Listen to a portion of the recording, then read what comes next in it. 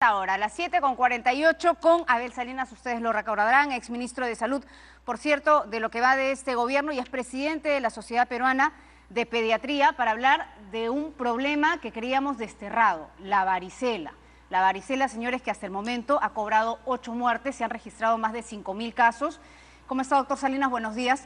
Le preguntaba yo antes de entrar a cámara que cómo es posible que todavía la varicela pueda ser un problema en nuestro país y que cobre vida sobre todo de criaturitas, ¿no? Porque estamos hablando que la población más vulnerable son menores de 11 años. Buenos días. Buenos días, Karina. Un placer estar aquí. Y ciertamente, varicela es una enfermedad exantemática, enfermedad de la piel, viral, contagiosa, que hace muchos años la tenemos en el Perú y probablemente nos demoramos un poco en iniciar las campañas de vacunación, en incluir la vacuna en el calendario nacional.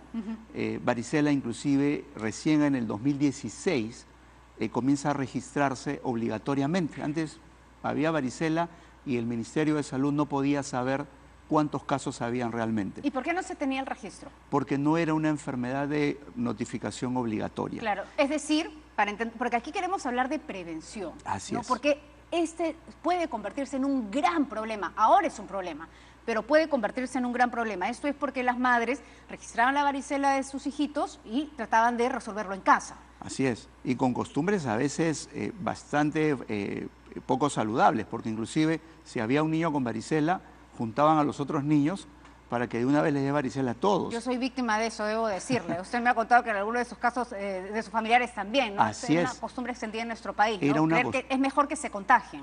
Cuando en realidad, si bien es cierto, varicela puede ser en la mayoría de casos, puede tener una evolución benigna, tal vez dejar algunas lesiones, unas cicatrices ligeras en la piel, también es cierto que no está exenta de tener complicaciones. Las propias lesiones de la piel se pueden infectar, se puede extender la infección, hacer una infección generalizada, hacer encefalitis también, que los niños requieren hospitalización, que requieren cuidados intensivos y lamentablemente en algunos casos la muerte. Nos queda claro que esa costumbre no debería realizarse más, ¿verdad? Eso de llevar a un niño a un cuarto de los primos, de los hermanos, de los amiguitos del colegio para que se contagien, no es una recomendación médica. De hecho, es riesgoso. Es riesgoso para los demás y además no debería llevarse tampoco a los colegios, a los niños, el niño que tiene alguna enfermedad exantemática, como por ejemplo varicela o como sarampión, que felizmente en febrero hemos tenido solo 2 casos después de mucho tiempo, pero hay que estar alertas. No nos olvidemos, y esto es un paréntesis, que en Rusia hay brotes de sarampión, en Venezuela tenemos muchos inmigrantes venezolanos, hay mucho sarampión, hay brotes, y no toda la población peruana está cubierta contra sarampión. Claro, porque además el sistema de vacunación, por ejemplo, el sistema de vacunación nacional recién está incluyendo a la varicela este año. En el caso de la sarampión... Sí, sarampión ya tenemos muchísimos años vacunando. Lo que ocurre es que en otros países dejó de vacunarse y reapareció. Y dejó de vacunarse en algunos países por aquellos mitos o aquellas campañas antivacunas que trataron de asociarla, la vacuna, con enfermedades como autismo, por ejemplo, lo cual se ha demostrado que no guarda ninguna relación, pero que significó suspender vacunaciones en algunos países de Europa, por ejemplo, y que reapareciera sarampión. Es importante evaluar cómo estos fenómenos deportivos, sociales, ¿no? En el que una gran cantidad de peruanos, por ejemplo, ha viajado a Rusia, se calcula según migraciones 50.000, yo creo que nos quedamos cortos todavía. Eso puede representar el traer la sarampión aquí al Perú. Correctamente, eso es el riesgo. Porque ese es un punto que debería tratarse desde el gobierno. ¿Cómo tratar eso que podría convertirse en un nuevo problema en nuestro país? Tal vez yo le podría decir que nosotros como Sociedad Peruana de Pediatría somos miembros del Comité Consultivo de Inmunizaciones del Ministerio y nosotros en la reunión que tuvimos hace un par de meses indicamos que toda la población, y hicimos la recomendación, toda la población de peruanos que iban a ir al Mundial tenían que estar vacunados. Y nosotros sí podíamos tener la capacidad en sanidad aérea, en migraciones, de exigir esa vacunación. Yo creo que eso se debe haber hecho, no tengo la certeza, porque si no, muchas personas podrían, y el riesgo existe, traer el virus, estar incubándolo y hacer la enfermedad en el Perú. De manera que hay que estar alertas. El Perú tiene vacunas durante nuestra gestión, como usted lo recordó, no solamente incluimos la vacuna de varicela, para todos los niños a partir del año de edad en forma gratuita. Es cuestión de que la cobertura se incremente, como toda vacuna que inicia. También compramos vacunas contra sarampión para el adulto, porque recuerde que en febrero tuvimos 2 casos en Puno de sarampión y en previsión de lo que podía ocurrir se están vacunando a los adultos. Y además se tiene que valorar también nuestra realidad nacional, ¿no? Puede que la sarampión esté dentro de la cartilla de vacunación nacional, pero también hay poblados muy alejados que no tienen un policlínico cerca, que a duras penas pueden trasladarse hasta una carretera importante, una cada 2-3 meses, y que en tanto eso es poco probable que estos niños de estas comunidades estén vacunados. Es correcto, hay poblaciones alejadas que tienen menos posibilidad de acceder a las vacunas. Hay que salir a vacunar a las casas y aquí es bien importante el concepto, Karina, que usted menciona. Y precisamente eso es una de las utilidades de las redes integradas de salud. Cuando todos los establecimientos, sean MINSA, sean gobiernos regionales, sean locales, sean seguridad social, privado, Fuerzas Armadas y el gobierno local, que tienen la función fundamental de prevención y promoción, son los verdaderos articuladores de estas actividades preventivas promocionales. Por eso, las redes integradas de salud son una muy buena alternativa para el Perú, siempre y cuando incluyan todas estas instituciones y todos estos gobiernos. No quiero distraerme del tema de la varicela. ¿Por qué se están registrando muertes? ¿Qué ha pasado en el camino? Porque ya está dentro de la cartilla de vacunación. También es cierto que eso tiene un periodo, ¿verdad?, para que finalmente el organismo lo asuma como tal. Pero ¿qué ha pasado para registrar estos 5.000 casos, por ejemplo? Es correcto. Primero, decirle que cuando se introduce una vacuna, esta tarda un par de años, por lo menos 2 a 3 años, para alcanzar las coberturas necesarias. Vale decir, haber vacunado a la población que queremos vacunar. No es tan rápido. Es cierto que cada vez registramos más casos de varicela porque antes no los notificábamos también. Y es cierto que, como decíamos al principio, varicela no necesariamente es una enfermedad benigna. Y tal vez aquí el mensaje es estar atentos de los signos de alarma, porque no es la misma varicela la que puede tener consecuencias mortales. Exacto, la consecuencia mortal, sino las complicaciones. Por lo tanto, por ejemplo, un niño que hace fiebre por más de 3 o 4 días con varicela, es mejor acudir a un centro de salud porque puede estar complicándose. Un niño que está decaído, que no quiere comer o que las lesiones que tenía en la piel se tornan oscuras, violáceas, es signo de alarma, es signo de complicación y deben acudir inmediatamente. Quiero consultarle al médico. ¿Es lo mismo que le dé varicela a un bebito, estamos hablando menor de 1 año y pico, que a un niño de 10 años, por ejemplo? Porque cuando el niño está más grande, las madres se dan mayor licencia para ver si lo llevan o no al médico, están más pendientes de la evolución. Cuando son más bebitos, los consideran más vulnerables y sí que los llevan. Ahí hay un gran problema. Ahí hay un gran problema y ahí es donde tiene que actuar el Estado. Los niños menores de 1 año no están protegidos porque la vacuna se pone después del año. En consecuencia, están beneficiados los niños que recibieron lactancia materna porque la madre les pudo transmitir no solamente defensa, sino anticuerpos propios contra varicela, si es que la mamá lo tuvo. Además, es cierto que si los demás hermanitos o el resto de la familia están vacunados, es una forma de estar protegidos también el que no está vacunado todavía. Y es cierto, en los extremos de la vía la enfermedad de varicela suele ser muy grave, pero curiosamente antes pensábamos que solo los niños pequeños podían tener complicaciones serias, los niños más grandes también y los adultos con mayor riesgo todavía, los adolescentes, los adultos jóvenes, si contraen varicela pueden tener complicaciones serias también. Ahora, ¿qué hacer ya con estos casos? ¿Qué hacer ahora mismo? Porque la vacuna ya se implementó, pueden ser... la población menor solamente es la beneficiada, ¿verdad? Por ahora. ¿Qué hacer de aquí en adelante? Estamos hablando ahora mismo para controlar esta situación. Claro, lo primero es difundir los signos de alarma para acudir tempranamente a los establecimientos de salud y poder evitar las complicaciones mayores. Lo segundo es que los servicios de salud estén preparados para poder atender a los niños con varicela complicada, que puedan vacunar a los demás niños que están hospitalizados para que no se contagien, porque necesitamos salas de aislamiento. Claro, y además porque no es una atención por emergencia, es una atención por consulta. Y eso puede tardar. Y eso puede tardar. Sin embargo, si hay signos de alarma, sí debe ser la atención por emergencia. Estamos hablando de fiebres altas, por ejemplo. Fiebres altas, cambios de color de las lesiones, mal estado general, náuseas, vómitos, hay que acudir de inmediato. Ahora, hay otro gran problema que también tiene cifras mortales y es la neumonía en nuestro país, que ha cobrado más de 600 vidas. La población vulnerable siguen siendo las criaturitas. Y el tema de trasfondo no es solamente la neumonía, sino la anemia, porque lo que entendemos es que lo que complica la neumonía es la condición, el estado de salud de ese niño. ¿Cómo atendemos ese caso? Que comienza a ser un gran problema. Es una desgracia que tengamos que relatar las muertes de más de 600 personas a causa de neumonía.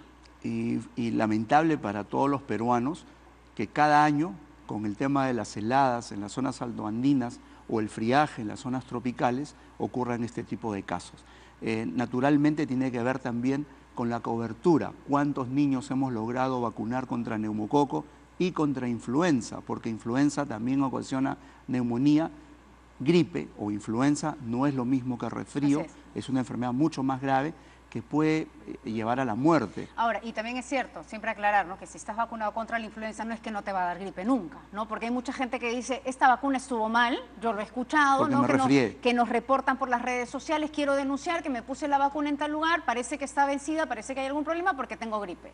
No, aquí, a ver si el médico nos puede detallar bien ese tema. Claro, porque la gente confunde gripe con resfrío común. El resfrío común es el niño, la persona que tiene mocos, estornudos y que dura 2 o 3 días. Es un cuadro mucho más banal. Influenza está acompañado de fiebre, malestar general, postración, los niños no quieren comer y pueden ocasionar neumonía o encefalitis. Así es que son cuadros diferentes. Contra esos últimos es que previene la vacuna. Bueno, ¿y qué hacemos entonces con esto? ¿Por qué? Y se lo pregunto ya no al médico, sino al exministro, ¿no? Porque lo que ocurre también con estas entrevistas es que mucha gente nos escribe, y además yo estoy en esa línea de opinión, de que cuando uno está fuera de la cancha, digamos, tiene una visión diferente que cuando está dentro. Y usted fue ministro, entiendo que parte de su legado es haber implementado la vacuna contra la varicela, pero por ejemplo este es un problema las heladas y el friaje es un problema de todos los años. O sea, no nos estamos enterando este año que iban a darse más de 600 muertes. ¿Por qué no se hizo? ¿Por qué no se hace nada hasta ahora? Es correcto. Y yo creo que esto parte, y lo hemos discutido en algunos foros, de la decisión realmente contundente de reconocer que las vacunas es la intervención sanitaria preventiva más costo efectiva. Y la decisión debe tomarse. Cuando la autoridad sanitaria tiene la decisión, el convencimiento, entiéndase decisión política, tiene que implementar todos los esfuerzos para lograr no solamente incorporar más vacunas, incorporar más personas vacunadas, sino que éstas sean efectivas. Por ejemplo, nosotros hicimos un comité consultivo de inmunizaciones, que no es un comité que está ahí de adorno, es un comité que debe funcionar bajo la presidencia de la viceministra de Salud Pública en este momento para hacerlo vinculante, porque eso significa que yo asumo la responsabilidad como autoridad. Si lo ponemos accesorio, paralelo, no vinculante, nunca tendremos resultados adecuados. Y sobre todo porque es un trabajo multisectorial, ¿no? Nosotros desde este noticiero, desde esta mesa, lo decimos todos los días, no se resuelve el problema del friaje y las heladas repartiendo colchas, porque ahí el único beneficiario es el proveedor de las colchas. Lo que se tiene que hacer es un mapa de vulnerabilidad y comenzar a reubicar estas poblaciones altoandinas de las que todos los años relatamos sufren por las temperaturas que ese año van a llegar a los menos 20 grados. Ningún ser humano puede tolerar eso, menos en viviendas fabricadas de manera precaria. Probablemente por ahí va el tema, naturalmente. Necesita una actuación intersectorial, intergubernamental. ¿Y por qué no se hace? Exacto, yo creo que es un tema de decisión política mucho más contundente. Yo creo que, y seguramente en eso deben estar pensando nuestras autoridades actuales, en hacer un plan muchísimo más integral, no solamente del propio Ministerio de Salud.